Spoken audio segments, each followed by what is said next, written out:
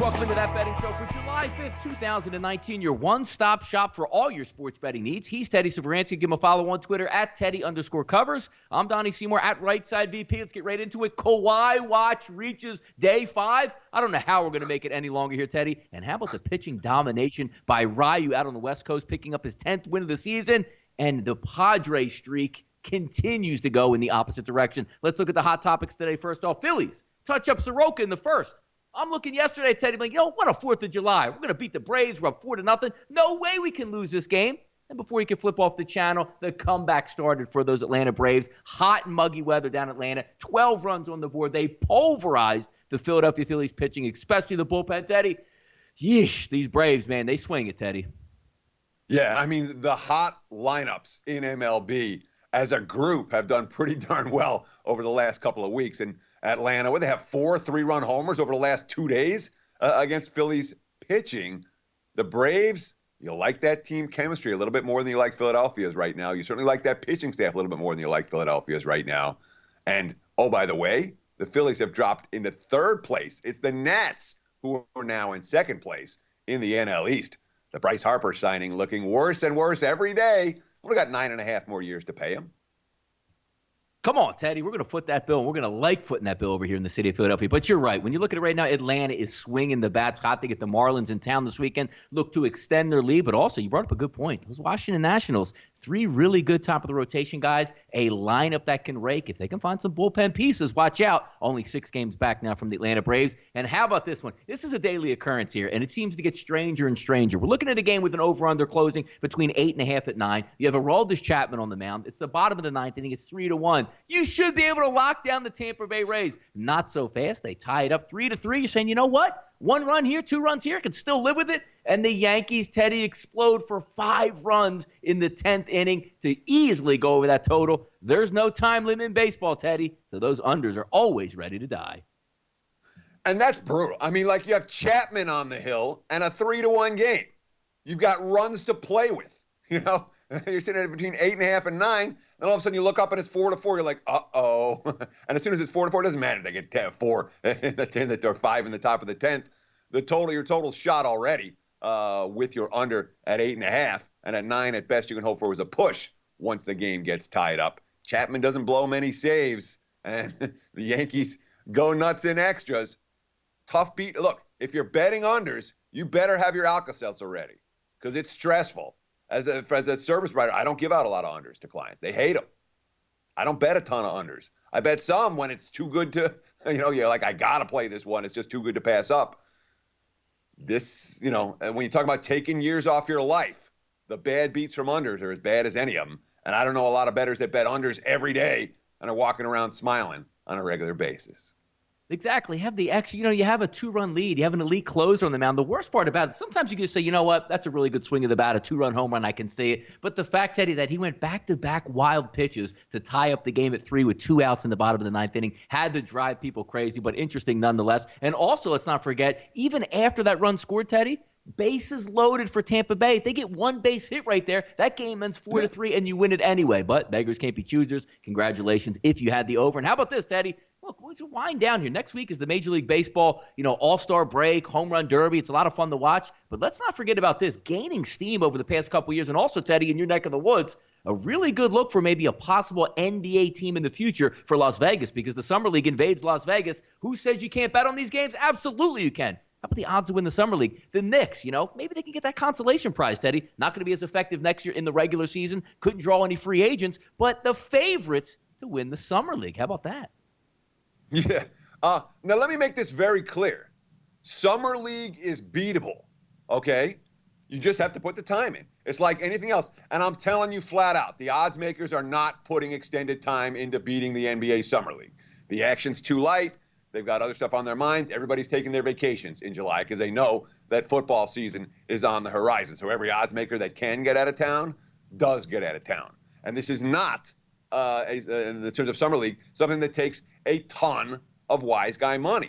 So if you take the time, you're watching these games, you're reading the coaches' quotes, it is absolutely beatable. The markets aren't nuts with the NBA Summer League. This is my time of year, and again, today's the last show before we go on break, and I don't go nuts with it.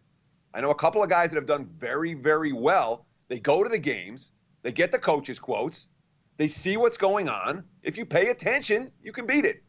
Good luck. I actually really enjoy it, Teddy, the NBA Summer League. I mean, even if you want to bet on it, make a little bit of money, but just the actual action going on, seeing the young kids play, go toe-to-toe, it's a really cool environment. Obviously, it's one of those things, too. It's like if you're a destination and you say, hey, you know what, we're going to fly out to Las Vegas in the summer. What better week to go or 2 weeks to go than when the NBA Summer League is in town? We'll keep an eye on it, keep you posted. But as Teddy said, nice little break coming up here, which we'll get into a little bit later on the show today. Nothing's going to stop us from football season. Recharge your batteries. Don't recharge your batteries. Football's coming, both college football and professional football. Today, top 20 college football team preview on That Betting Show. Those Texas Longhorns. How about this? 22-1 to win the NCAA title in 2019. And the team total at 9.5 sits at plus 105. Finished 10-4 last year, 7-2 in Big 12 play. Tom Herman leads the Longhorns in his third consecutive season. Looked for an actual improvement on last year. Sam Ehlinger back under quarterback. Accounted for 41 touchdowns last year in 2018. Some good running backs back in the equation, some decent wide receivers. But the one thing we talked about yesterday as well with the Washington Huskies, Teddy, on this defense, yes, they get a lot of five-star recruits. They got to replace 9 of 11 starters heading into the season. The Texas Longhorns, Teddy, our team today to preview for the 2019 season. Sure. And Tom Herman is someone who caught my eye very early. You know, offense coordinator at Iowa State, offense coordinator at Ohio State, head coach at Houston, now head coach at Texas. You go back to his tenure at Iowa State as the offensive coordinator, and you see what his track record has been as an underdog against the spread. This guy's been second to none in college football covering spreads in one role as a dog. Problem, of course, is that Texas, as good as they are, they're not going to be dogs very often this season. It's year 3 under Herman. Year 3 is a traditional this team goes to win the title type of year. And boy, they've got the quarterback, in Ehlinger, as you talked about. And remember, they won 10 games last year. They didn't have a single offensive touchdown of 50 yards or more. This wasn't a big play team. They were dinking and dunking all year long. This year we might see some more playmaking for Texas. And, of course, they beat Oklahoma last year. They reached the Big 12 title game. They dominated the Sugar Bowl and against Georgia. And Herman's just pulled in back-to-back top 5 recruiting classes. So there's a whole lot of talent in Texas right now. I worry they're putting the cart before the horse. This team is very good. I'm not convinced they're going to be super elite. All right. They lose the leading receiver, little Jordan Humphrey. Although they still have a couple of seniors. And watch the freshman, Jake Smith. He might be real good. On the offensive line, 3 new starters. Of course, one of them might be Georgia Tech graduate transfer Parker Braun, who was a first-team All-ACC selection last year. But that is not yet confirmed that he's going to go. And, of course, you talked about there's a chance he may sit this year. And, of course, you talked about a defense that basically has to replace 9 starters, the entire front 7, and both starting cornerbacks. They've got a couple of really good safeties, and they have plenty of talent to replace what was on hand. But anytime you're talking about bringing in 9 new starters on the defense side of the football and you're playing LSU in week 2, Terman's better get them ready for a matchup like that. I think Texas is going to be very good. They might be great. They could win the title. But from a betting standpoint, my favorite role to support the Longhorns as a dog, I don't think I'm going to get him in that role a whole lot this season. I'll tell you what's going to be exciting here coming up on That Betting Show a little bit later in the summer. It's going to be nice when we talk about the overnight line movers and watch what you bet. Sliding football games back into the equation is going to be a lot of fun. But let's take care of a little bit of Major League Baseball now. Overnight line movers MLB edition for today. No better place to check out SBRodds.com, the single best place on the internet to get all of those line movements. Check it out as soon as you can. Voth gaining steam in D.C. Teddy, how about this? Opens up 167, 170, now sitting north of 190 in the nation's capital. It's going to be the Royals and the Nationals, a total of 10.5. I'm on the East Coast here, as you know. It is hot. It is muggy for this game. Keller versus Voth. Yeah, it's not like it's not hot and muggy in KC. So the weather condition that they're not familiar with. These are 2 teams that are absolutely headed in opposite directions going into the All-Star break. The Nats just swept Miami. They won 4 straight. They've won 8 of their last 9. KC just lost 3 in a row to Cleveland. They've lost 4 in a row overall. They've lost 7 of their last 8. I mean, 2 teams that are absolutely trending in opposite directions. And you have Voth, who, third start of the year, spent the first couple of months of the season at AAA Fresno, was okay. Last Saturday in Detroit, he got hit pretty hard. 3 runs, 6 hits, and 4 1/3. His quote after that game, did not have my best stuff. The market's expecting him to have better stuff today. And, of course, he did hit 96 miles an hour with his fastball, and he's had an extra day of rest prior to this start. Hence, the Nationals' money. Teddy, same old song in San Francisco. If I was back in college, I might even write a thesis paper on why the Giants always open up at home and then gain steam, Teddy. They open plus 115. Checking out SBRodds.com right now. They're actually the favorite at minus 110. Total of 10.5. Going to be Hudson and Pomerantz on the mound today. Yeah, and there's a buy sign on Pomerantz, according to the markets. He's coming off one of his best starts of the season, 5 shutout innings, 7 strikeouts against Arizona last Saturday. And, of course, what are the markets like? You know, the advanced metrics, the analytics guys, 18 strikeouts over his last 2 starts and just 10 innings of work. They love that stuff. And, of course, the Giants bats, you know, what they do in San Diego, 13, 10, and 7 in back-to-back-to-back wins in a sweep over the Padres. So there's love for San Fran right now. And, of course, Hudson, you know, he ranks among the top rookies in the National League in wins, ERA, and strikeouts. But he had his worst outing of the season last Saturday, got bombed for 7 runs in 1 2/3 against San Diego. The markets appear to be a little bit concerned about that as well. But it's San Fran money every day at home, and we're seeing more of that again today. Yeah, it's interesting because when you take a look at Pomerantz, last 4 starts at home, Teddy, 2 earned runs combined in those 4 starts. So obviously something maybe to that money moving around. But every time we bring it up, San Francisco seems like they're gaining steam. Let's take a look at another game today. DeGrom line drops a little bit early here on Friday. The Mets open up around minus 200. Now taking a look here at SBRodds.com, minus 172, minus 175 showing up. Total opened up at 8, Teddy, now moved up to 8.5. But I think that's more of an indication that Vince Velasquez is on the mound. Some decent hitting weather up in Flushing, Queens for tonight. It's going to be Velasquez and DeGrom on the mound, those Phillies and Mets. Yeah, I mean, look, the Phillies have lost 6 of their last 7 series. You know, 1 6 their last 7 series. They're 8-14 in their last 22 games. That's tied with the Brewers for the second worst record in the National League. But, of course, the worst record in the National League during that span has been the New York Mets, 7-15 their last 22 games. The only series the Phillies won came against the New York Mets. They came back from deficits in all 4 games to get that sweep at Citizens Bank Ballpark back in June. And with as good as DeGrom is and has been, the markets are saying the Mets cannot be $2 chalk over the Phillies right now, even with Philadelphia playing sub-500 baseball of late. Watch what you bet right here on That Betting Show. We'll get into a 3-pack tonight. We're going to start on the West Coast, and Kershaw gets a chance to extend those Padres losing streak. Another dominant performance by a pitcher. Padres bats don't show up. Now, good luck going against Clayton Kershaw tonight. Padres and Dodgers. Dodgers favored at SBRodds.com. Anywhere between minus 190 to 200 right now. Totals between 8 and 8.5, 10 o'clock tonight. Actually, 10:10 Pacific. 10:10 Eastern time tonight. 7:10 Pacific, live from Dodger Stadium in Los Angeles. Those Padres dropped to 42 and 45 on the season. And the number that always sticks out, Teddy, every time we do a Dodgers game, 37-9 at home. They'll put that to the test again tonight. 37-9 at home. It's worth repeating because obviously it's unsustainable. But it's so extraordinary that it's really hard to step in front of from a betting standpoint. Look, the Dodgers are 11-3 for Kershaw this year. They went 8-0 in the regular season to close out last year. So they're 19-3 in his last 22 starts. That being said, all 3 losses have come in the last 5 starts. He lost his most recent start in Colorado, gave up 5 runs, 7 hits in 7 innings. You know, the defense wasn't real good behind them, but he lost the start before that versus Arizona. In fact, the 3 losses that the Dodgers have suffered with Kershaw on the hill since last August have all come against division foes, San Fran, Arizona, Colorado.